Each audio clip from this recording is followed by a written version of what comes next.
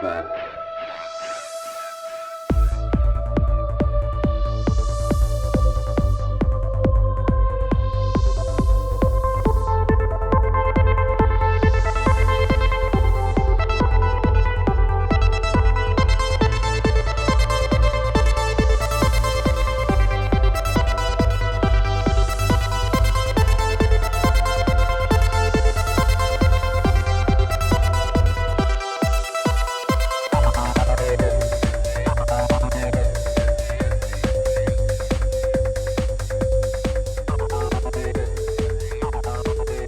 What's up? Another episode of Ripple Effect Podcast. I'm your host, Ricardo Franz. This is also known as Ricky Franz, and a great episode for you today. Today we have returning guest, Franz. Many of you guys might not have heard the last episode he was on because it was in 2015. He had this amazing book called Revolve, Man's Scientific Rise to Godhood. Also an amazing documentary called The Age of Transitions that came out in 2008. It went deep into the man versus machine discussion, transhumanism, artificial intelligence, the singularity theory, consciousness, eugenics, all these different things and more. And it's all stuff that we talked about way back in 2015 on episode 60. His documentary was so ahead of its time.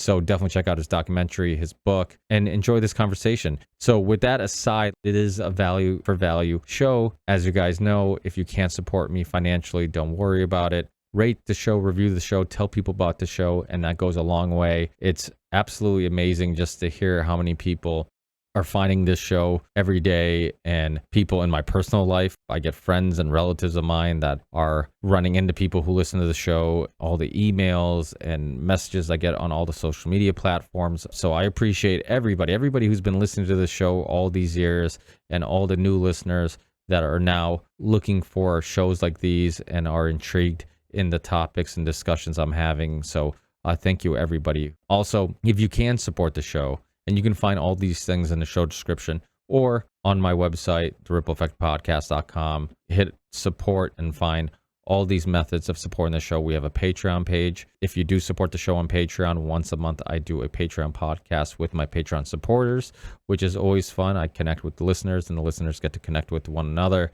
I also have a Rockfin channel, which is a video platform, kind of like a YouTube alternative type of platform, and you can find my exclusive show on there, Ricky Rants on Rockfin, but you can also find all the Ripple Effect podcast episodes, video episodes for free on there, and you can tip the show. You can support me on there by subscribing to my channel. I also have a PayPal account if you want to send a donation, and people who have, thank you very much. I really appreciate it, especially now during the holiday season.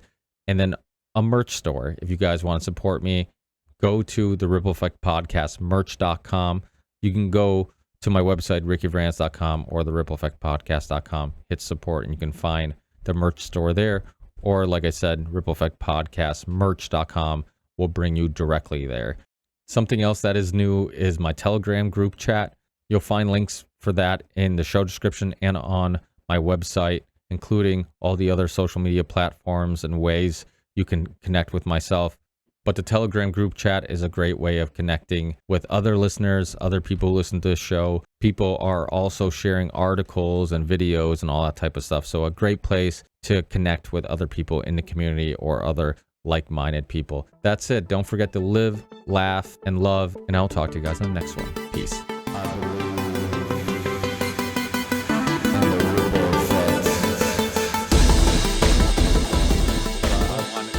You're on episode 60, and oh gosh, this might have been when it was published, 2015. Yeah.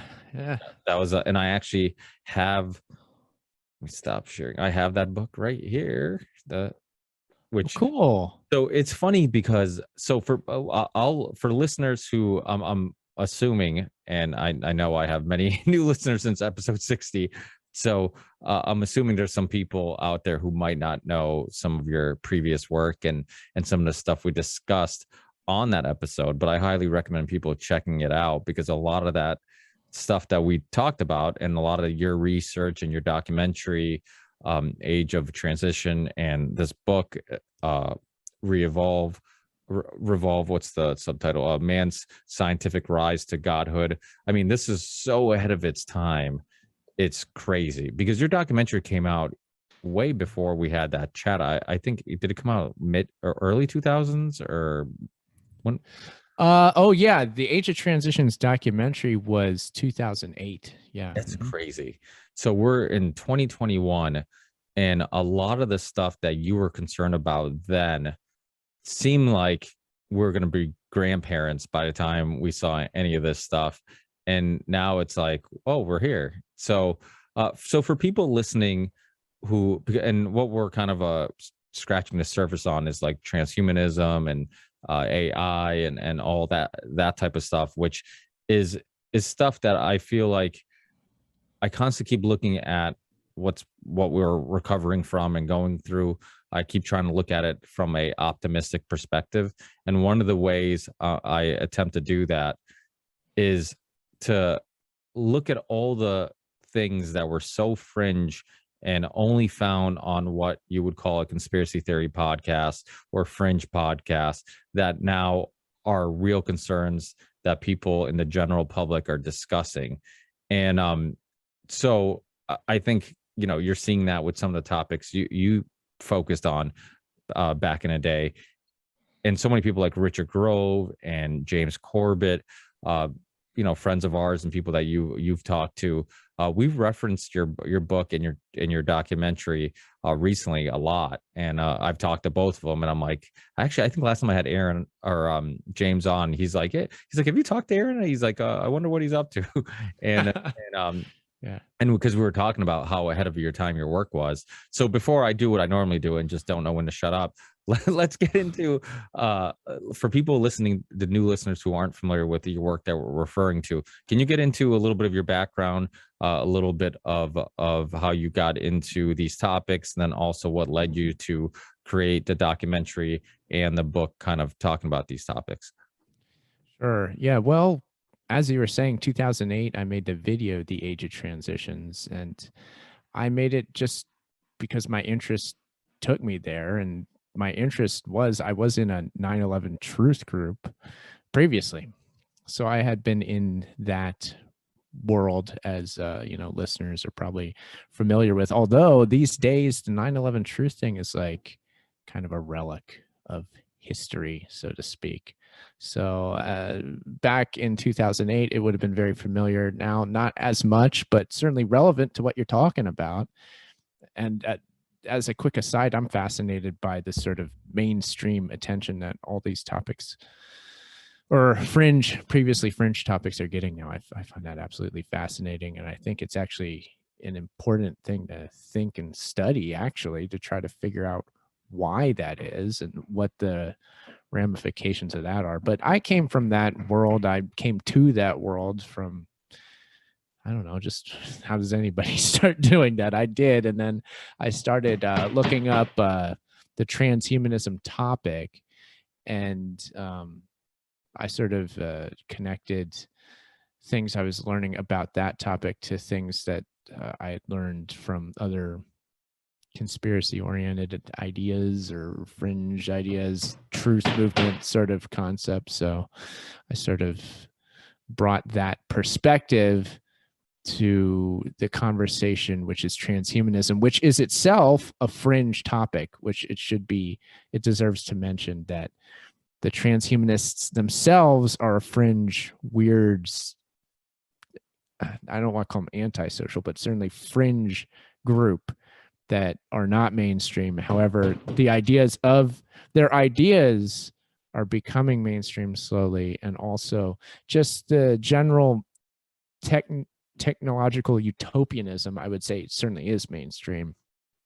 And transhumanism is just like an extreme version of that. So it's nothing that crazy, really. And it's kind of like the logical conclusion of the technological society that we live in. So, I guess that would be the intro to my insanity. What came first, the book or the documentary? Because I don't remember. It was the video. Yeah, the video I made in 2008. I put it out there, and I put on Google Video, which preceded YouTube. I kind of just put it out there. I'm like, okay, I sort of just made it because I was compelled to do it. I make videos, and I've made all sorts of different videos. I decided to make that because it was a project I was compelled to do. I posted it, and my idea was I just was going to let it live on the internet and live its own life, see what the video does. I don't know, put it out there. But I was actually contacted by radio podcasters at the time, and they wanted me to be on their show. So I came on. I was like, oh, okay, I'll talk about it. And then from there, I just started making, I made a website, and I eventually made my own podcast. I just kept making commentary on these topics, and that's it became a thing of its own. The Age of Transitions is it still has its own life, but I am married to it. It's my intellectual partner, I guess. So still here doing this today for what it's worth. Well, I feel like it's a compliment, right? Because it's kind of stood the test of time, and it's almost like James Corbett's 9/11 in 1 minute video. So many people are always going to link him to that video and think about that video, not because he's a one-hit wonder, or like yourself, like it's not because you're not doing other great work. It's because it was such a viral and important video at the time. Yours for different reasons, and his was because he kind of made humor out of it, and kind of gave you so much information in 1 minute. And yours because it was so ahead of its time, and it was one of the few videos that I recall that really did that good of a job, specifically talking about transhumanism and AI and the whole man versus machine type of idea that has always been reflected in like movies. And I was a big Fear Factory fan. They're a metal band, and I've actually had Burton C. Bell, the singer, on the show, and a lot of their older stuff especially would have like that theme, that man versus machine type of theme. And even before AI was really something that we understood or was a part of our lives, because I think many people would say it's already a part of our lives, it was always something that we fantasized, like, okay, this could be the end game for humanity. Like this idea, I actually heard a wild theory. Who was it that just said it on my podcast? I believe that they believe that what if AI actually thought that saving humanity was what was best? And I'm like, I'm not taking that chance. I'm like, I don't know if I want to put all my eggs in that basket, that hopefully they feel like the best chance for their survival is our survival, or something along those lines. But for people who are listening, who maybe hear the word transhumanism and but don't quite understand what it means, or could you like give, I know that obviously some people have different definitions, but could you attempt to give like somewhat of a definition on what exactly transhumanism is?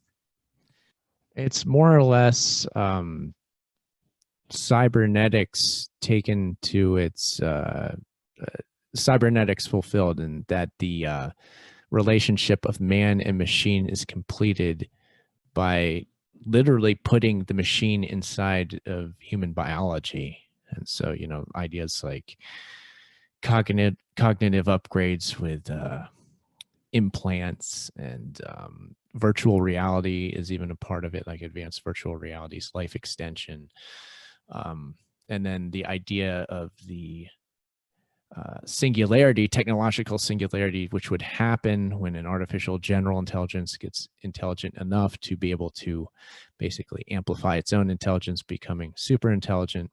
The idea is that it will bring us along for the ride and develop new technologies to advance us further. So that's the idea behind it. And the transhumanists are the ones that are into that idea and are trying to make a future so that that happens.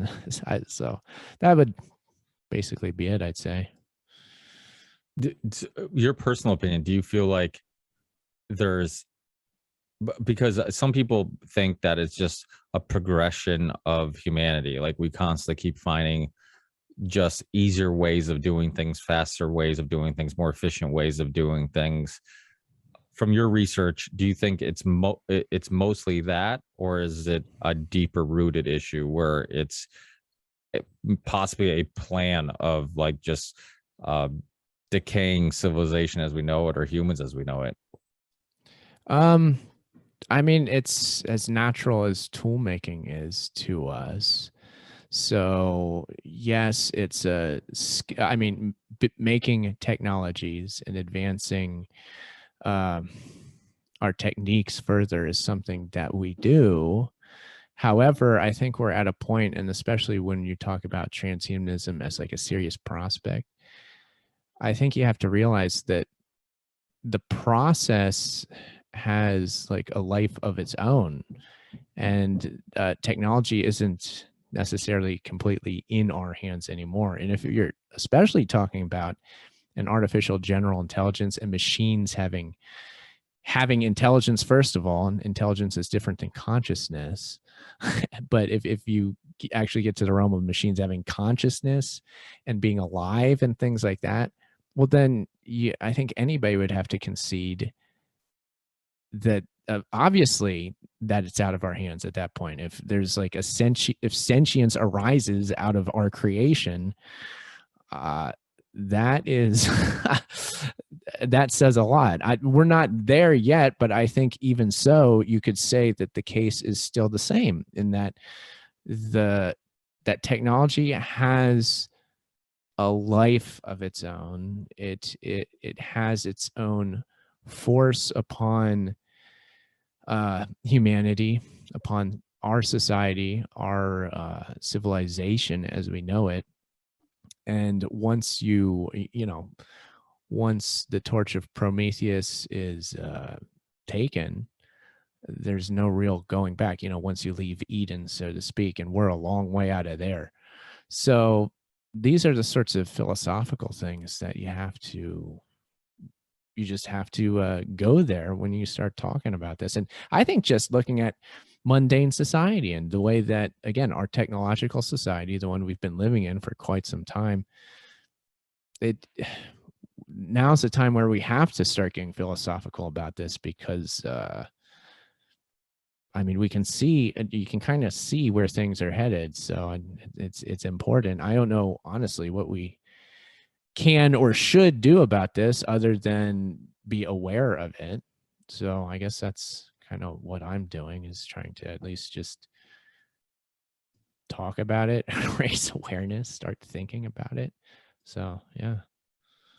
Well, I think because one of the issues is the people who are deep rooted in the progression of technology and science and all those things, they don't ask those questions, right? They don't look at it. It's almost like I'm a musician, so obsessed with my craft of becoming a better musician that everything else that's happening around me, I'm kind of just neglecting or just not aware of it. That's kind of like the scientist or whoever it is, the engineer who's working on advancing something. Like he's so deep in that he's not spending time asking like, okay, what is this going to lead to? Is this going to lead to that? And that's going to lead to that. And that, like, I don't think they're looking that far down the road. And sometimes you watch futuristic movies and you see like there's a resistance, to the same way there's protest, 9/11 protests or whatever type of protests,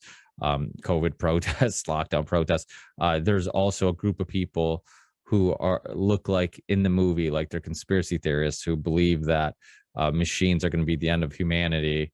And it's like, when I see that, I'm like, oh my God, that's me and probably a lot of my friends and people or friends in the alternative media community who have been saying this. And I think it is unfortunate that sometimes their intentions aren't evil, but there's it's somebody who's just always loved science or always loved whatever technology they're working on, and they're just focused on advancing those things, and they're not looking at the big picture. They're not looking years down the line what it could lead to. Just like the technology that led to the atom bomb, it's the same thing. It's not, they never wanted that. They never thought that that's what their inventions or imagination and creativity would lead to. So that's why shows like, mine and yours and all these shows that spark these conversations, that is doing something. And I think it's sparking a very important conversation. It's asking those bigger questions of where are we going and where's this road leading. And that's probably something that like I said, the people working on this stuff isn't really thinking about. Well, yeah. And if you think about just the way the scientific process works, I mean, a lot of the advances come from experimentation, yes, but you don't necessarily know what you're going to come up with. Like some things just arise, and then you get an advancement that you had no idea would even happen. And so you just apply that wherever it fits, And even that example just shows you that it's not as deliberate as we want to believe that it is. That being science itself is like, yes, we know where we're going, we know what we want to do, and I'm at the point where I would argue, no, we don't. We don't know what we're doing, and also just with every advance, you get an untold amount of consequences that you end up having to deal with, and our way of dealing with it at this point is like, well, we have all these issues like pollution and so many different things that clearly have come because of our technology, and the answer is more technology. And it's just like, well, you're trying to solve the problem with the problem. I don't see how it ends up working eventually. And the insanity of going to space now is just, I don't understand the appeal of that, but a lot of the crowd that would be cheerleading for the, just the technological utopians, that seems to be like a dream of theirs across the board. Is like, yeah, I've always, as long as I can remember, I've wanted to go to space. And I don't know, just the idea of going to space, I don't know. Me personally, I can't relate to this. And again, it's out of our control. We're getting ourselves in over our heads. And I honestly just think it's time that we just admit this, because it seems difficult to do for some. I don't understand why, because it seems to be patently obvious of what we're doing and the situation we put ourselves in, but apparently it isn't. I don't know exactly what's behind that, but again, I don't exactly understand why somebody would want to fly off into space and live there as opposed to here on Earth. Again, we're trashing the Earth, and I guess the answer is to just leave. Our bodies aren't designed to float weightless out in space, and when they do, and we come back here, people end up having health issues from that. So that's just another example of like, yeah, okay, that you've got this fancy idea that's only achievable through high science and being able to do that. But then you find when you've done that, that problems have occurred that you didn't foresee. So again, the same issue. So in achieving your highest goal, you also are, again, it's a Promethean fire. It's like that which brings us the furthest, leaps us the furthest forward, seemingly, also burns the worst. So I don't know. What do I know? Probably nothing. No, I mean, it makes perfect sense. And I mean, maybe the space thing is influenced by maybe just curiosity of the unknown, or, just wanting to expand and just, there is something about, we're deep rooted. It's deep rooted in our DNA to constantly discover and understand. And I talked about this on a podcast not so long ago but I forgot to look up the video, but there's like a video of like two AI machines talking to each other, and then eventually they start asking where they're from or who created them. And it was supposed to be like kind of a example of how even machines, if you give them the freedom to think and ask questions, that eventually it always comes down to trying to understand where we came from. And I mean, that is kind of what we've always done, right? When we couldn't explain something, we came up with like Greek mythology, these Greek gods of thunder and god of this, because we just wanted to better understand what was going on. So I think it is deep rooted in us to kind of want to just expand and better understand the world around us. But it's the whole like downloading consciousness thing. I've always had a hard time grasping with it, because who I am today before this conversation is different than who I am after this conversation. Like every life experience, every thought-provoking conversation, podcast, event that happens in my day is going to change who I am slightly. So it's like if I downloaded myself into a robot today, it'd be different than if I downloaded myself in a robot tomorrow. So it's like I don't think it's something you can really just hold on to and say this is this person, or this is wasn't there a Black Mirror episode where you could talk to like dead relatives or something like that? I've heard people talk about that too, the technology to be able to kind of like recreate a dead relative so you could talk to them, but it's like it's not them, right? No, I don't think so. But again, it's a philosophical conversation and argument that you have to have when you even go there. So, I mean, yeah, I would say that that copy, that digital copy of you, is already not you. It's its own thing. So the question is, well, what do you just do? You made a new being that's alive in what, like a digital substrate, I guess. It's living. Does it live in a computer? Is it embodied with a machine body? What do you do with it? You keep it trapped in a computer?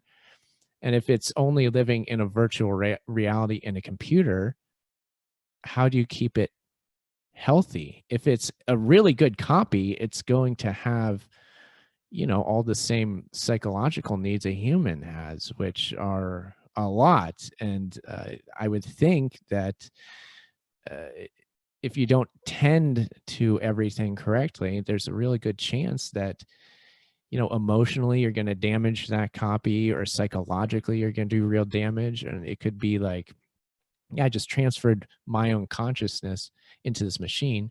Like, okay, great. You made a copy of yourself that's going to go insane inside of a virtual reality. That's sounds horrific, but like those, I mean, and I don't know that that's what would happen, but certainly it could. So it's just opening Pandora's box, that sort of thing. And I don't know. Yeah, I would definitely argue that whatever that thing is that you've downloaded, the consciousness you downloaded, is its own thing. But still, if we're going to start doing these things, you got to think of the ethics of this too, because I mean, what does it mean to make a life? We know, or we have an answer in that, we reproduce and have children, but we don't know in this new sense that may be coming about. Well, what's it mean to make a living artifact, a technological living artifact? If we're able to do that, I mean, talk about unintended consequences. There's no way of knowing. So, and there could be a lot of ethical things that we didn't foresee. And I don't know, there's it gets complex real quick. It does. And who knows how far technology really is. I mean, just on my so I have a Pixel phone because I like to give Google all my personal information directly. and so if you go into your photos, you can actually, like, if I'm searching, if I go to search like all my photos, and it's linked to like this the Google Drive and all my accounts and all that stuff, which is hilarious that I didn't have access to when I got kicked off YouTube. They just like, I had YouTube TV, couldn't like all, that's how I found out I got kicked off YouTube. I used the same Gmail account for my YouTube TV, and all of a sudden, like, it's not working in the morning when I turn on the TV, and I'm like, what's going on? And then I'm like, oh shit, they got rid of like everything. Like they just didn't want any connections to YouTube or Google and that Gmail account. But if I go to search on my phone, I can search words or whatever to look through text messages and photos and all my my information and data in my phone. But I can also click on faces, right? So the crazy thing is like, so I'll have faces. I'll have myself. It has just a bunch of people that apparently are in most of my pictures that are in my phone. And if I go to my kids, so my daughter's 5, my son's 6, um, and I can click on their face, and every single picture that they're in comes up. And what's wild is if I scroll all the way down to the beginning, it even knows them as babies. And it's like, how the hell can you pick out the fact? And as you know, like when newborns come out, they look closer to aliens than they do people. They're not, and I'm like, how did you know that that was my child? That's my daughter, that's my son, when they don't even look that much the same, as they do now. And it just shows you how advanced the technology is. And that's what we have publicly. I mean, what privately they have, I mean, I couldn't even imagine. I think it was Ray McGovern, I forget who it was, that I remember telling the story during when tensions with the US and Russia, the Soviet Union, really high. They found like a spying like microphone in one of the US government buildings, and it was a Soviet Union spying microphone, and they couldn't figure out how it was powered.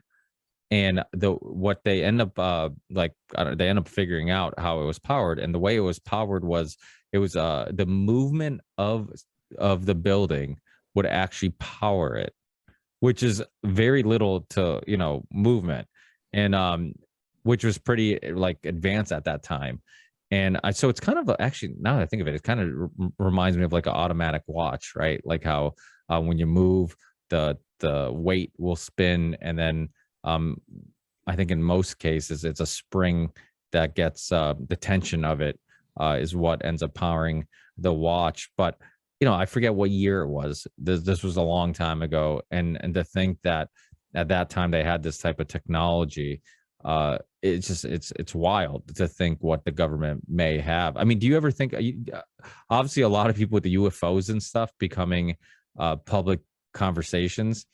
The like conspiracy theorists are like, I was all on board with UFOs, and now that the government's telling me that they exist, I'm like, I'm not sure they exist anymore. And they're going in reverse. Are you kind of like that? Do you think it could be like some type of government technology or something else? You talking about UFOs, what they could be? Yeah. Like, is it possible that it's a psyop, and maybe they're just hiding the fact that governments, have some other type of flying capability, or maybe it's other countries technology that they're finding, and they don't want to tell us about it, or something. I mean, what's your theory? Are you on still? Are you a UFO guy? Do you think that? Well, so with was it a psyop? Is the UFO So disclosures from the government, if they're a psyop or not? I'd say generally probably yes. So it's just a matter of what that means. Like, in what way are they exploiting that concept to get a desired effect? I'm sure that they are. I don't know what it is that they're doing, but I don't like the look of it, that's for sure. Because that's been in recent years, it's been real big. They're releasing all this, and all these pilots have seen them, and like every time they release that stuff, it never tells you anything. It's like, oh, we have all these reports from pilots that saw it. Or like, okay, what does that mean? What's the implication of that? And if you read into it, nothing. So I can't see any other purpose that they have other than just wanting us to think that, just wanting us to be aware that they are aware of these sightings and that they've logged them. And I think they also know that people are going to take that and run with it, and do the conspiracy theorizing and all that. And I'm sure they're perfectly happy with all that. What their grand purpose is, I'm not sure, but I would have to assume something. As to UFOs themselves, I mean, they're certainly real in that people see them. I don't think you can dispute that, but it's It's a fascinating topic that I've only begun to kind of wrap my head around. I'm certainly no expert in it, but my my novice opinion is that there's something, what they are is something outside of what we're assuming about them. We assume that they're alien spacecraft. We assume that they're technologies. They're not necessarily that. They could be something completely different than that. Um, That's a so really good point. I've never even thought about that. Like that it could be some type of what? Like consciousness? well, one of the ways that people will shoot down like UFO reports or even talk about UFOs is like, oh, that's just a shared psychosis. It's a collective delusion. It's all in your mind. And I would say, okay, if it's all in this collective mind space, why are you throwing that out the window? Maybe that means something, that everybody is having this collective experience within the ethereal mindscape, so to speak. So I think there's something to that. And that's where I would tend to kind of like look at that topic. And I think when you make the assumptions, the little green men, the spaceships, it's probably wrong. But that's, again, I'm not an expert in that, but from what I gather on that, that's my general opinion. Well, that kind of brings it back to transhumanism. Like, what if some other planet, some other universe, some other place was going down the same road we're going? Is that where we're going to end up? Like, are we going to survive with some genderless, which is kind of what we're doing, right? The whole like aliens with no gender. They have yeah, you just can't tell a male from female. Maybe that such thing doesn't even exist. Um, it kind of makes sense, and I think that's what makes it believable. Is like I could see that being where we end up. This whole idea of having like these really skinny bodies and these big heads because we're doing less physical things and more mental things, and so your body just is really smart and says, "Why waste resources on building muscle? You're not even using it." That's kind of what it does, anyways. Is this idea of like, if you don't exercise and you don't uh, give your body a reason to build muscle, it just says, hey, I don't need to waste resources building muscle, so let me go use them somewhere else. So it kind of makes sense. I think that's one of the reasons why that image is so believable and ends up being so popular, because I think we can all kind of see, maybe, who knows how long down the line, eventually maybe that's what humans will be. But I also think what you're saying is true. Like I don't think we could even begin to understand technology that far advanced. It's almost beyond our ability to even imagine anything like that. I mean, think about it. If we were having this conversation, and it would have to be in person, in like the 20s or the 40s or the 50s, like imagine trying to like have a discussion about what future technology might be like. I mean, we would be so off and so wrong, and also so wrong with how fast it developed. Because I mean, I just feel like now it's developing at a rate that's just uh, unexplainable. And really, it's what and you're a parent, and both of us having children. Like, it's just, I think about like, how do I prepare my kids for the world that they're going to be adults in? But then I think about, I have no fucking idea what that world looks like, right? Which is kind of makes it scarier. Yeah. Yeah. I mean, the alien thing, it's it's definitely one of those collective ideas. The idea of this gray alien creature is something that's entered the consciousness, and you have to ask the question of why. And I think one explanation could be that we are sort of projecting forward, as you're saying, like, well, what does our future look like? It's a technological future where but I think you can gather that and kind of get visions of our future evolution or whatever you want to call it. And you get that at a subconscious level, just living in this environment of technology. It's like, okay, we live this. So again, subconsciously that affects us and our ideas about the world, our ideas about ourselves, where we're going. So yeah, we certainly don't know where we're going. That's for sure. We're lucky if we even know where we are now. We don't. That's what I'm trying to say is like, maybe we should take a little time and try to figure out where we actually are now, because that's difficult. That's really hard. But if you start doing that, then I think sometimes, the brakes are pulled for the better, and like you can start working out things that maybe we've neglected in the past. But yeah, I mean, so much of this drifts into the realm of religion too. I mean, you can see like the devotion to the project that is human civilization and technology, all that. It has a decidedly religious aspect to it. Like, clearly, I think you have to admit that no one knows where we're going with this, except for that subconscious awareness I was talking about. Like, subconsciously, we feel things and we can see what it's already done so quickly. As you're saying, we didn't predict how fast it would be, but it's been this fast. We see what has been done in what time frame. So projecting forward, we know to an extent only in that we are aware of the process. We know that's going to continue, but we have to have faith in the idea that it's going to be good, if that's where you're coming from, which is not where I'm coming from, but the techno utopians are. So to say that that isn't faith, I think is insanity. I think they realize that it's faith. It's religious in nature. I think the gray alien icon is a religious icon, and it's I don't think you can argue it's fake because it's real within our consciousness.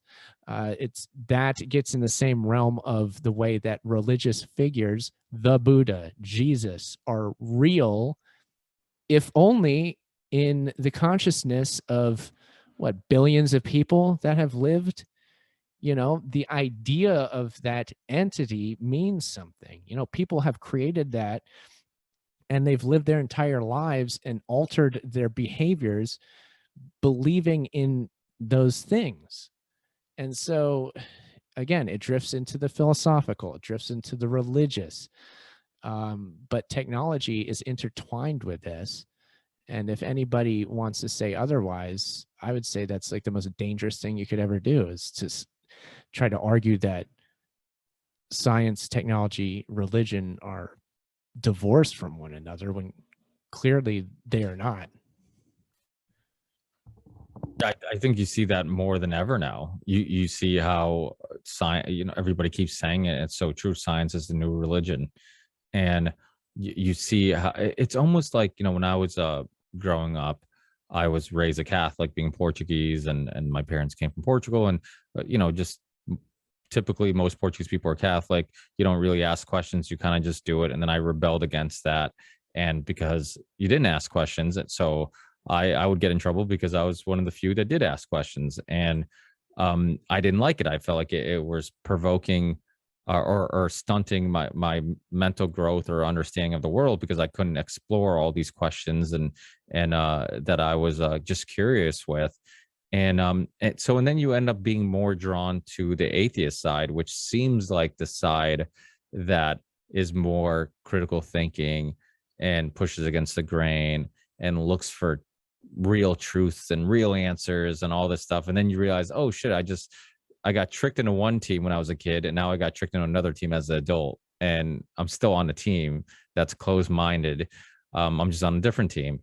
And so it's even atheism seems like its own religion, and all these things are just like very cultish like thinking. You see it now with the pro-vaccine, anti-COVID vaccine movement. It's critical thinking goes out the window. I think we kind of neglect how much of our decision making is emotional, and sparked by emotion. I saw an interview with or listened to an interview with Jimmy Dore recently, and he was talking about how one of the reasons why he was initially for the lockdown and for the vaccine was because he was afraid. And I really appreciated him being honest about that, because I think a lot of people who are pretending all this stuff makes logical sense and that's why they're going ahead with it, it's really because they're afraid. And I don't even know what my point of any of that is, but I'm sure I had a point if you want to add to it. Yeah. I mean, the whole COVID situation is people just trying desperately to cling to the illusion that we know what's going on. And frankly, that's where I see all sides of the issue on that one. And I'm just floating around here, and it's a stark reality that we have to deal with. And again, we're trying to figure this out as we go along. The establishment clearly wants to project an image of, you know, that they're in control and that, you know, they have our best that they're looking out for us and they know what's best and all that, and they have to project authority, when I think it's clear to see, like, they keep changing the story, and it just you know, whatever the news of the day is, it's different from yesterday. And I mean, okay, that's fine, but can we just admit that we don't know what we're doing? Nobody seems to be able to do that ever, and it's just really frustrating to me. It's like I don't know. Just example after example doesn't make me too optimistic for the future. It's like, well, why can we never, why is admitting ignorance like a sin to us all the time? Like, why can't we just say, you know what? I don't know. I'm just trying to figure out the best possible solution forward. You know, some people are going to take the vaccine, some people aren't. My opinion is, you know, let the people do what they want, to each their own.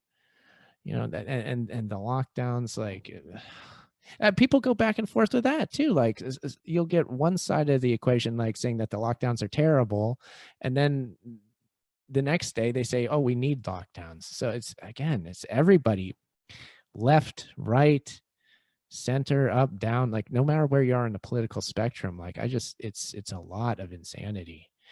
And I don't know. These are the sorts of things that happen in the world we're living in. You know, sometimes, like, these unforeseen events that are out of our control come about. We have to do our best, but I don't know. I don't want to see anybody force others into compliance, but I don't know. I just wish we could let each other make our own decisions and be okay with that. But I don't think that's that's not happening. We have to. We're always at each other's throats, and this more. I mean, almost more than anything, the COVID thing has just exacerbated the divide in the populace. And I don't know. I just anything to. I just wish that divide would lessen instead of intensify. It just keep intensifying as of late.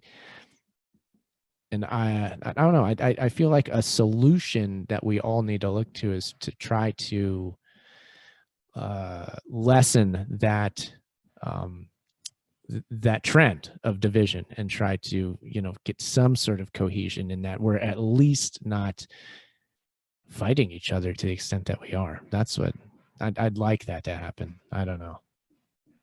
Yeah, but as you know, people benefit from that division and us fighting amongst ourselves. I mean, that's how they push these policies. That's how they push everything that they're doing. I mean, the vaccine passports, all this stuff. I mean, it's, to me, it's so obvious that none of this really has to do with the virus. I mean, the first virus was a bad flu, and if you said that, you were getting kicked off Facebook and fact checked, and people would lose their minds on social media if you even compared it to a bad flu.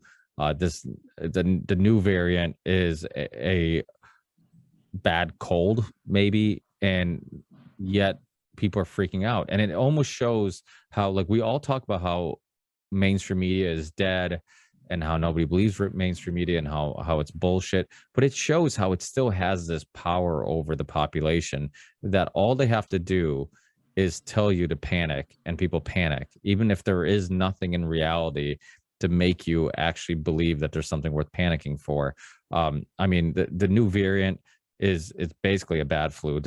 You're not seeing hospitals. Just, I mean, it's literally history repeating itself. It's different year, same script, different variant, same script. It's the same thing, and you're not seeing hospitals fill up. You're not seeing a bunch of healthy people dying. I mean, yeah, you maybe can find some examples of not so healthy people dying, but guess what? That's always happened since the beginning of time. That hasn't changed.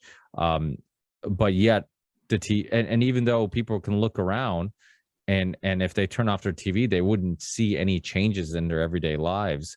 The TV's telling you should panic. So people are panicking, and you're starting to see more masks. You're starting to see people be a little bit more afraid. And the biggest thing is you're starting to feel that anxiety and that panic, like almost you can almost sense it with the population. It's almost like when the lockdown happened, or right around the election time, when you could almost feel the anxiety. You could feel the tension everywhere you went there. I felt like there was tension. It's almost like that tension you have when you have like you and somebody don't get along, and every time you're in the same room, you're like, oh, I feel this tension. It's like that feeling was everywhere, and it's like you couldn't get away from it, and it was like the worst thing ever. It was, and then when things started opening up, and of course the vaccine gets the credit for it. Everybody, oh look, numbers are going. It's like, no, numbers were going down already, and probably going down now because of the PCR test and then the manipulation of the numbers and the data. But regardless, once people felt like things were getting back to normal, it was amazing to see how people would interact at the gym or the grocery store. Like, instead of seeing constant fighting and butting of heads and that feeling of tension, I felt happiness. Like, people were just happy to have their lives back, and you could almost feel or feed off everybody's positive moods because they're just happy that we're trending in the right direction. But like I said, I mean, it always amazes me, and it's a little scary that as dead and as bad as the ratings are for mainstream media, like, they still have some effect on how people feel and how they're perceiving things, and how they can paint this illusion, because it really is just a illusion. The first time around, the second time around, the third, and this time around, like, every variant, they tell you the same thing, that, like, you know, things are getting bad, we're getting all these cases. But that's not what they sold us on. They sold us on this was a deadly virus. We weren't supposed to be coming together to fight the spread of a cold, and that's what we're doing now. We're you know, and it's so divided, because there's some people who really see the facade of it all, and then you have other people that won't admit that they were, you know, it's like that saying, and I say it over and over again on the show, it's easier to trick somebody than convince them they've been tricked. You get those people who've been tricked who do not want to admit that they've been tricked, and so they're like doubling down, and it's just wild. It's wild because I think some of them probably do have good intentions. They are afraid. They truly feel like maybe they're contributing to the spread of something that could be deadly to some people, or whatever, I guess, justification they use in their head. But behind the scenes, it's being what they're using these good intentions for, or what they think are good intentions. They're going to be using this to promote a vaccine passport, to promote vaccinating children, to promoting you know, just more tracking and control of the population. And people have to put their foot down, and eventually people have to realize, like, we're slowly turning into a communist like country, or a dictator, or whatever, that is being sold this idea that all these things are for the betterment of humanity. It's for all these good intentions, but the truth is it's not. It's really just for more control. And you see it with pollution, right, or climate change. Like, I think everybody is for fighting pollution, And you know, if climate change is a real thing that we should be concerned about, I think the majority of humanity would be for saving humanity.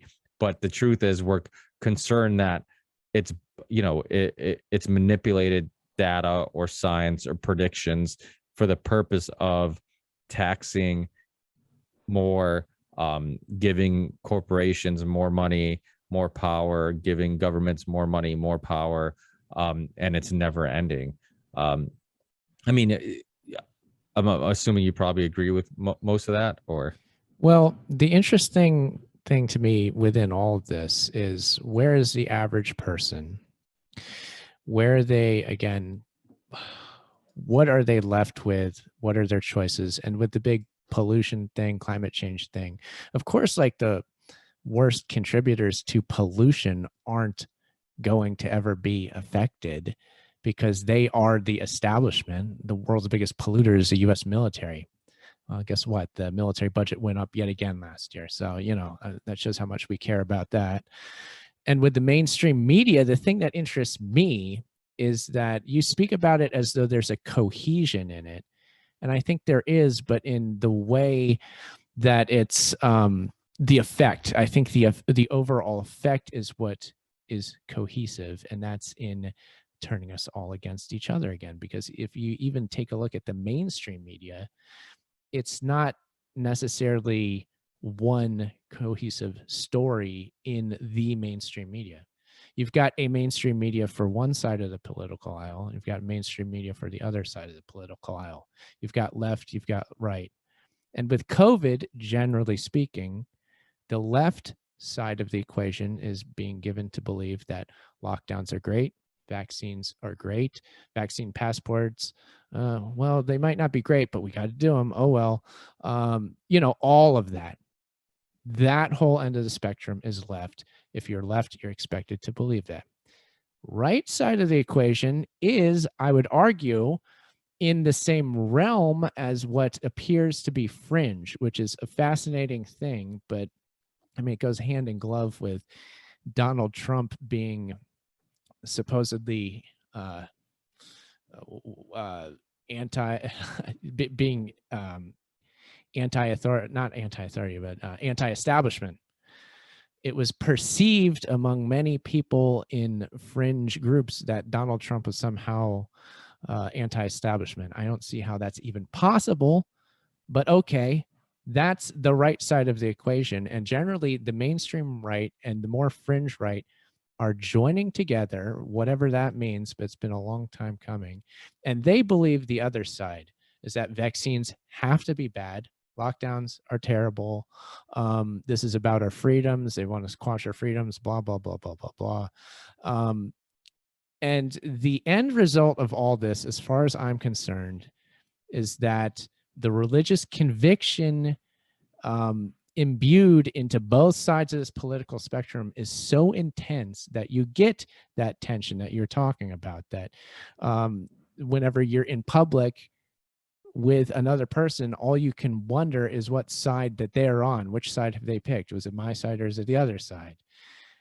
And to me, that's the problem. I mean, I don't think vaccine passports are great either, but I think the worst problem is what we're doing to each other. I can't tell how complicit the media is in intentionally doing this, but certainly they don't have any problems in exacerbating divides within us because it sells. And so they certainly love to pit us against each other. And I don't know. It comes back to that question of, where is the average person? They're left in this position where they're assumed that they will choose a side. And when they do, it's an us versus them thing. And us versus them, what we all don't realize is that we're all just us. We're not us and them. But we're in this situation where it's getting to a level where it's disturbing. I don't know where this is all going, but it's fascinating to me. And I do think that marriage of the fringe and the mainstream, especially on the right side of the political spectrum, fascinates me. There's a lot going on with that, but I find it troubling, and I don't like where the future is going in this direction. So I don't know. Yeah, that's interesting. Yeah, it's definitely one of those things where you know, a lot of my stances on things, you know, I mean, back in the day when when you were on the show, you know, I had shows around that time with Dr. Gregory A. Smith, who did a documentary, American Addict. I had Dr. Brzezinski on, all these people who I would think are focus on issues that people on the left would be more intrigued with, because they're the ones who are like anti-factory farming, anti-Monsanto, you kind of looked at like corporations are the root of all evil. So I'm like, okay, big pharma is a corporation, and similar to those other corporations you don't like, they are motivated by profit.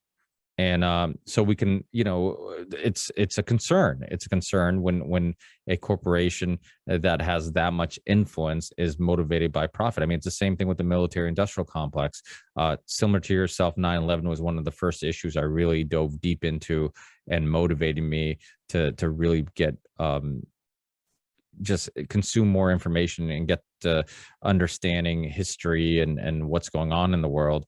And you saw it with 9/11, with the pro-war campaigns on right and left wing media. I know right now a lot of people who probably agree with me on the whole COVID lockdown and vaccines look at some right wing media as the good guys and the left wing as the bad guys. But counting on what time in history we're talking about, that changes, and my views don't change. I feel like I've been standing on the same spot on the same issues. I mean, they slightly change, I think, because as we grow and learn, our opinions should evolve at some point. But, I've always been anti-war. I've always been or not anti, but very skeptical of any big corporation and their intentions, if they really care about the well-being of myself or humanity. And those, you look at when they were promoting the Iraq war and the Afghan war, people like Jesse Ventura, who had a huge TV contract to have a show on MSNBC, I believe, and they asked him if he would talk about his dislike of getting involved in Iraq and Afghanistan, and he said he would. So they were like, okay, well, we're gonna pay you anyways, but we're not gonna give you your show. And those 3 years or whatever that you're under contract for, you can't do any other shows. So they basically paid him millions of dollars to stay at home and not talk, because and he was supposed to be on a left wing, what's supposed left wing channel, MSNBC, and they were pro-war, or at least they didn't want anybody who was anti-war on the channel. Same thing with what was their highest rated show at the time? It was Donahue, who was on there, and he was outspoken. They ended up canceling his show or firing him or something along those lines. So that's similar to, and I'll relate this to what's going on now.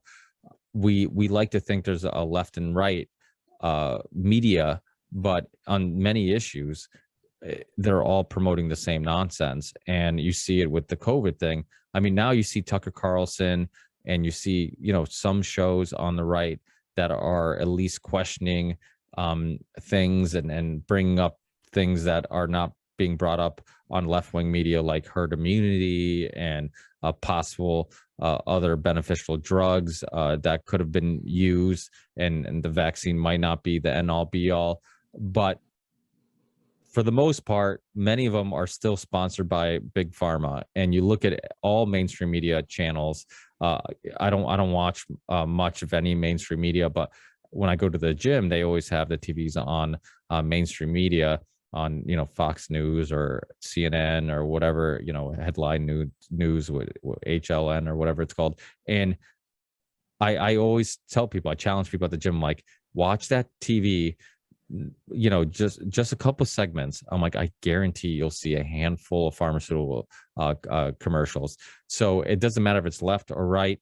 They're all being sponsored by the same people. They're all being influenced by the same people. Lex Friedman actually just had the CEO of Pfizer on his show, believe it or not, which was unusual. And I had to listen to it because I'm like, I'm very interested.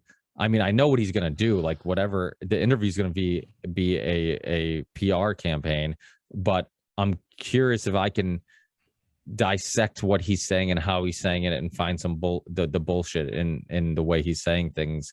And you know, one thing they talked about was how he's so Lex Friedman asked, and he didn't really push back or give him a hard interview at all. And but he asked like, oh, you know, some people are concerned about your influence on the reporting of what's going on in the world.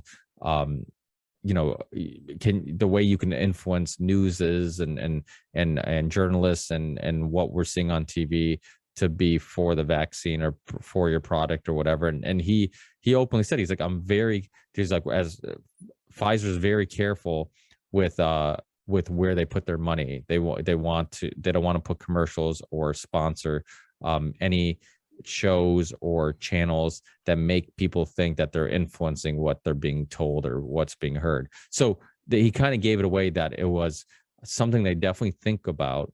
They think about how if they put a Pfizer commercial, you know, between segments on, you know, CNN or whatever, people are going to immediately be like, oh, it's obvious they're not telling me the truth. Pfizer's, you know, the commercial is between segments. But the same way they think that deep into how to not be perceived that way, that also means they obviously, with all the billions of dollars invested in their products and all the billions of dollars they have to earn to continue growing and being a rich corporation, everything's thought out. Every little marketing scam, every little method that they can expose, like, or use, they will, to try to maximize profit. And I'm sure there's plenty of really intriguing behind the scenes marketing conversations with marketing teams and PR teams about how they can promote their products, maybe indirectly promote their products, you know, using the techniques that Edward Bernays used to use. And I don't know if you've seen that series Dope Sick that's on Hulu, but it's pretty interesting. It's about OxyContin, and it really and everybody should see it, and everybody should see that. Everybody should see Dallas Buyers Club. If you've seen it already, go back and watch it again.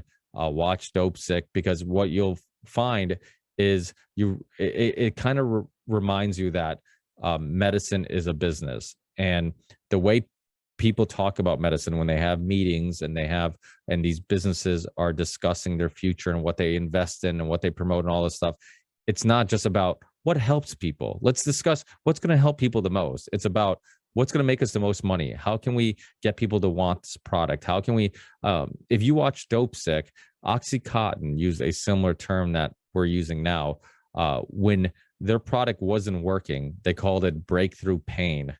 And they're like, now you need more of our product. You just need to double the dosage.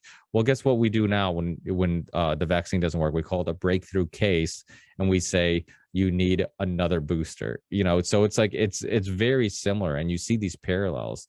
But that's why it's surprising that these issues don't bring people from the left and the right more together, because it's exposing, you know, government overreach. You know, like it's highlighting the issue of government overreach, and it's also highlighting the issue of corporate greed.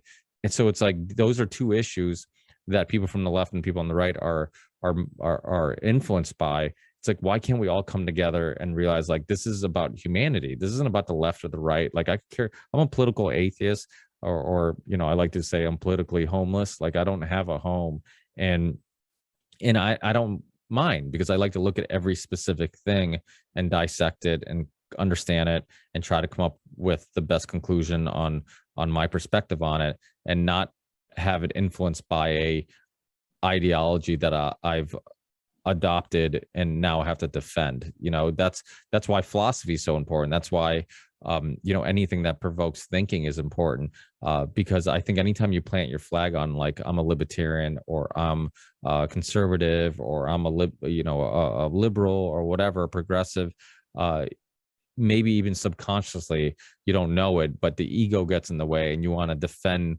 that ideology that now you call your own ideology, which is the issue.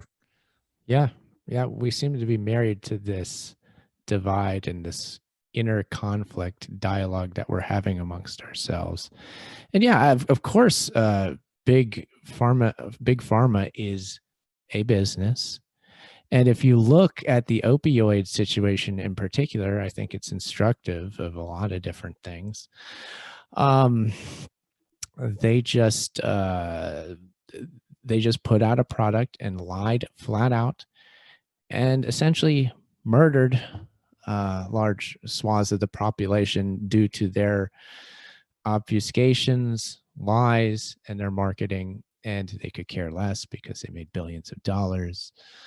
They don't care. And to not be critical of just pharmaceuticals as a business seems antithetical if you're coming from the left point of view. But again, that's assuming that anybody actually is beholden to what they're claiming as their political philosophy, because people just dance back and forth with all this stuff. It just seems like the most important thing is, again, getting into that fight and backing up that opinion that you don't know why you have it, but you have it so intensely. And certainly the opioid crisis, if you're going to generalize, which is probably bad, but I will here, is that the ones most affected were to a great extent like rural populations that, for the most part, I would say that people who are most affected by the opioid crisis oftentimes would fall into that right-wing crowd as being mainstream Republicans. But again, the mainstream is shifting and marrying with the fringe. I would say, again, the opioid thing shows you why. Is because all these people were poisoned. They were lied to it. It doesn't take a genius to see what happened. And now, guess what? They're suspicious of pharmaceutical companies as a whole. Yeah, wow, geez, can you blame them? No, you obviously can't. That's just the logical. They're making logical sense out of the destruction that has been wrought, and that they're trying to stand up for themselves as victims.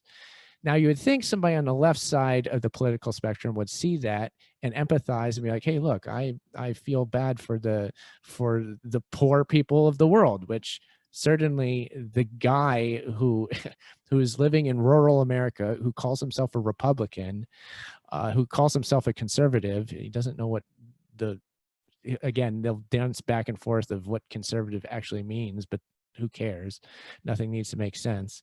You would think that the left-leaning person would want to try to help the little guy out. And that they would empathize with their point of view being that of the victim of this evil corporation, which I mean, it's not even like, that's not even an opinion. That's almost like a stated fact, is that that's what this is, that did this, that victimized these people, that killed all these people and doesn't care at all. Can we not see where this, again, I'm generalizing terribly, but this general swath of the population, why they might be hesitant about further products from the pharmaceutical industry, including vaccines? I mean, if you can't at least see why that's the case, I mean, you've got a thick skull. But again, that's just that's where we're at, because we're encouraged to not empathize with each other. We're encouraged not to see the other point of view. We're encouraged to viciously maintain our opinions, which again, we're not aware where they even arise, but we will fight to the death in the insane belief that we came up with them ourselves, which we did not. I've seen this so many times. Like, the people who most viciously hold the whatever propaganda opinion it happens to be, left, right, I don't care where it's coming from. The people who are most intense about their opinions are the ones that will never realize that it's not even their ideas that they're spreading. It's like these ideas that were propagandized to them. And yeah, and to me, it comes from all different directions. This can happen on the left, it can happen on the right, it can happen in the center, even what at least the perceived center. It can happen on the perceived fringes. And to me, the story right now is what are we doing to each other? It's a collective schizophrenic situation that we're in. And I'm sorry, but I'm at the point where I just want to opt out of all of it. Like, look, you keep fighting. I'll be over here. I'm going to drive out to the desert and go stare at the mountains for like a week or two. You two enjoy yourselves in your little battle over all this. Like, I've had it, I don't want to say I'm putting my hands up, but I just don't understand why why they don't come together more often, why we can't just accept basic things, and why, I don't know. I'm in a frustrated place, as we all are right now. So it's a frustrating time, and I'm as much a victim of it as anybody. The frustration. I'm actually doing quite well for myself generally, so I don't want to complain about things. But in that frustration, it's inescapable. We're all a part of that. So I don't know. Yeah, it's weird because I have the same type of dilemmas where internally I'm like, and I've said this on the show a bunch of times because I think it's important. Like, we can spend so much time just arguing about this stuff, fighting about this stuff, pushing back against this stuff, researching this stuff. And it's all for the purpose of, like, most of us just want to live our lives and be happy and pursue the passions that we enjoy and be with the people we enjoy and do the things that we enjoy. And we just don't want anything getting in the way of us doing those things and enjoying life to its fullest for whatever, a short period of time we have on this earth. And yet we get so caught up in fighting for that right and fighting for those freedoms that we stop enjoying those rights and freedoms, right? It's like, I'm fighting to enjoy life with my family and friends and whatever.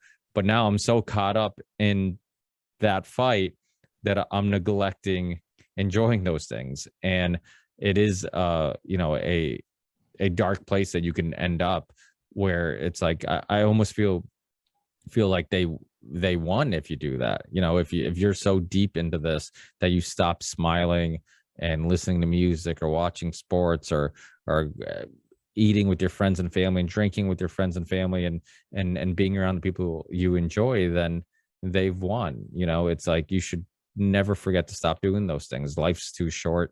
And that was one of the parts of 2020 that really pissed me off, which people kept saying, next year things will be better. It's like, that's such a naive way of looking at life. Like, this idea that there's a next year. Well, for some people there is, but for other people there isn't. So it's like, it was bothersome to hear people say that. I've referenced this movie a few times on the show. I don't.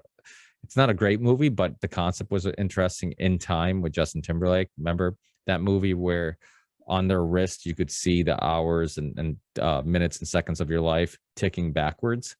And I remember when I was watching that movie, I was thinking, I'm like, imagine if you could just look down and you knew how many minutes and seconds and hours you had left, how different we would live our lives, right? Like, would we procrastinate as much? Would we spend as much time working? Would we spend as much time doing things? I think we would rethink things, right? Like a weekend where it's like, oh, well, I can make some extra money if I work. Great, but you also don't get that weekend back. The most valuable thing is time, because that's the one thing that you can't make more of. So it to me, like, that whole concept is interesting. This idea of just like really rethinking, like, okay, what's our priorities, what's our purpose, what's our what really makes us happy, what's progression, right? Like that's something I've talked about in the past, just this idea of technology. We keep thinking, and Dr. Christopher Ryan's his book Civilized to Death, even though I completely disagree with many of his views on the lockdown and what's happened since 2020. I did have him on the show years ago, and I'm a big fan of the discussion he was kind of attempting to provoke with his book Civilized to Death. This idea of like, we think we're progressing because we have faster cars, and we have internet, and we have email, and we have all these things, but we're working more. We're on more antidepressants and self-medicating with drugs and alcohol and all these things.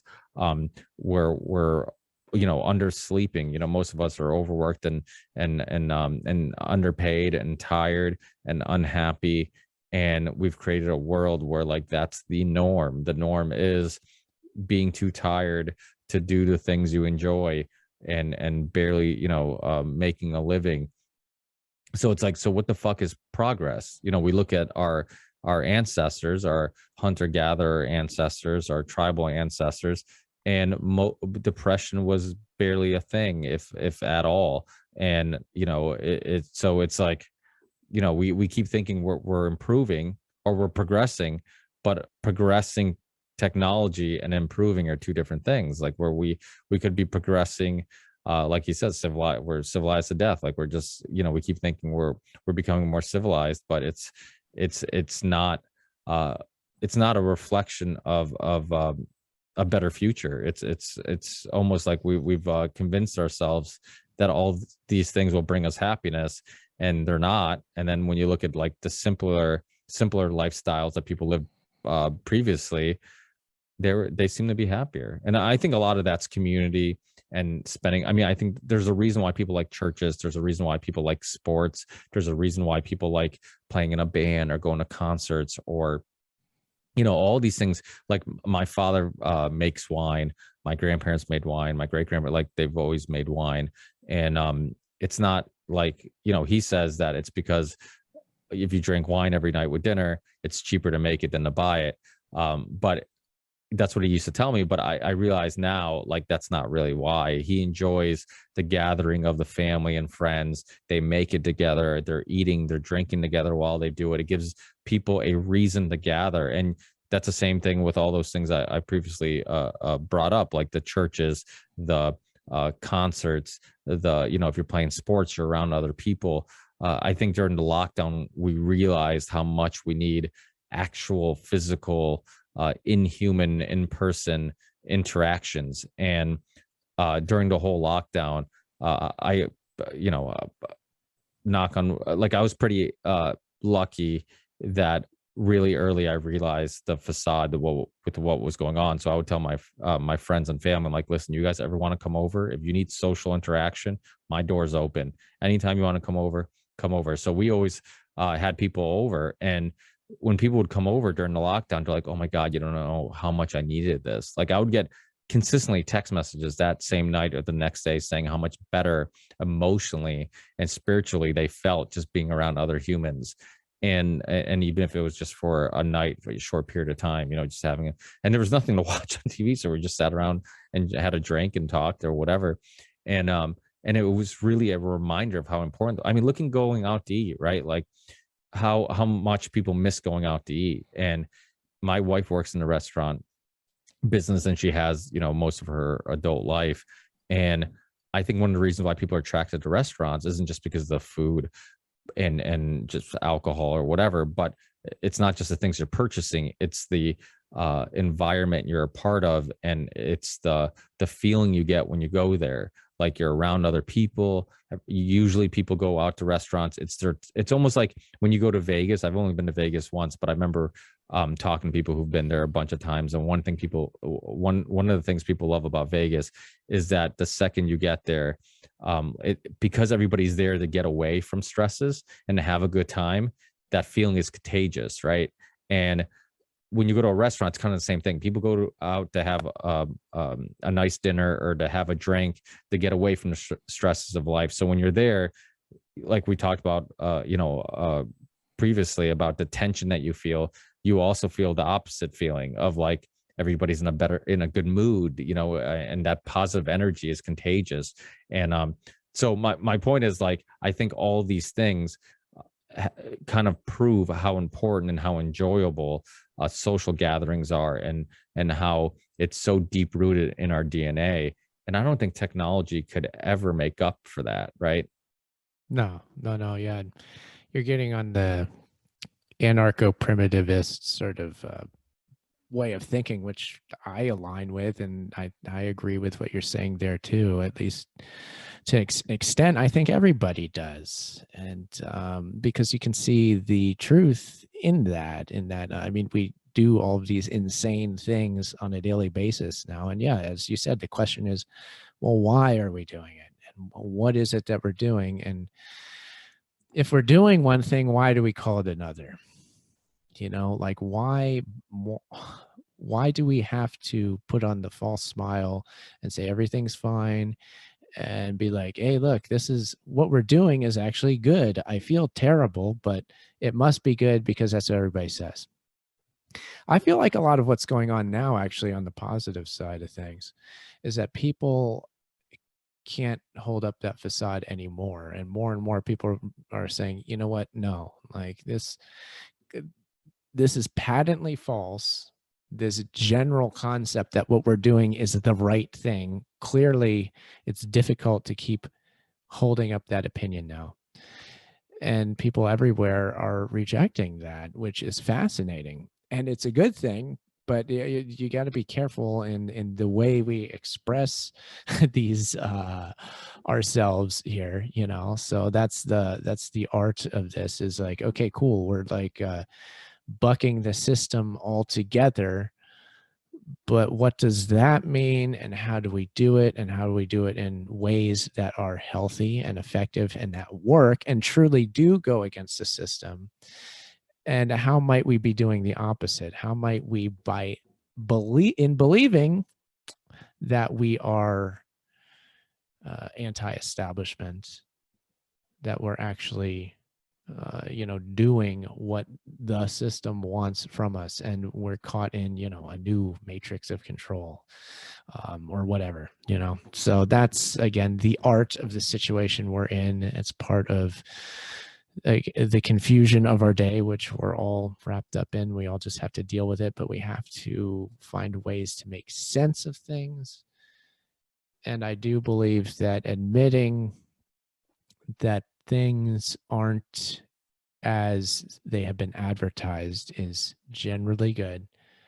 And generally, it's good to see more people doing that.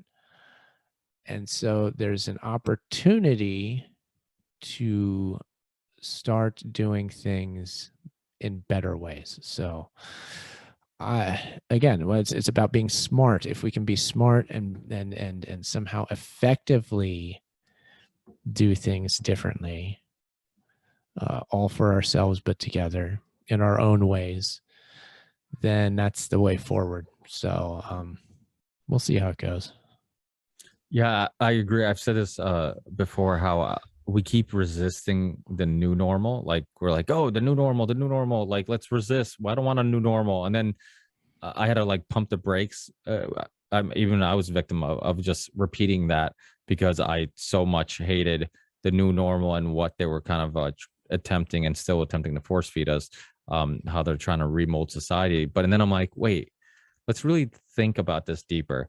The old normal wasn't perfect either. I mean, it's like, we were obviously, you and I were both in like kind of the alternative media community, discussing its issues before 2020. So it's not like it was perfect, and now it's better than what we have now, in regards to being tracked and control, and being these mandates and all that stuff. But it needed a lot of improvements, and it had a lot of issues, and probably was still leading down the same path regardless, just probably at a slower rate. But I don't want to take up much more of your time. I know you're a busy guy and you host a bunch of shows, and I want to get into that. I want you to tell people about all your work. If this stuff that we referred to before is still available, and where's the best place to find that stuff, and then all your new projects, all the podcasts that you're hosting now, because I know you're hosting a few.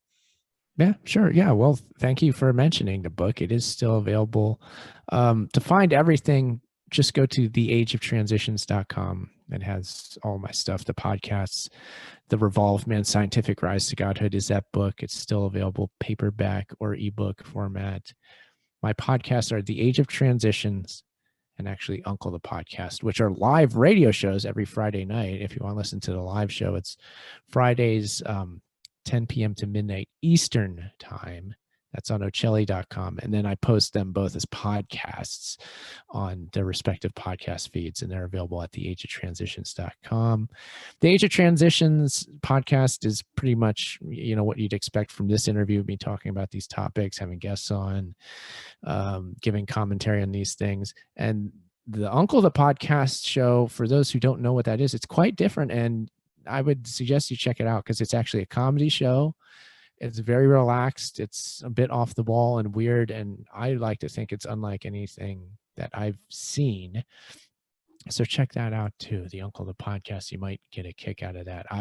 For me, it's a lot of fun doing that show. So I love it. So yeah, just check out theageoftransitions.com. And thanks for having me, Ricky. I really appreciate it.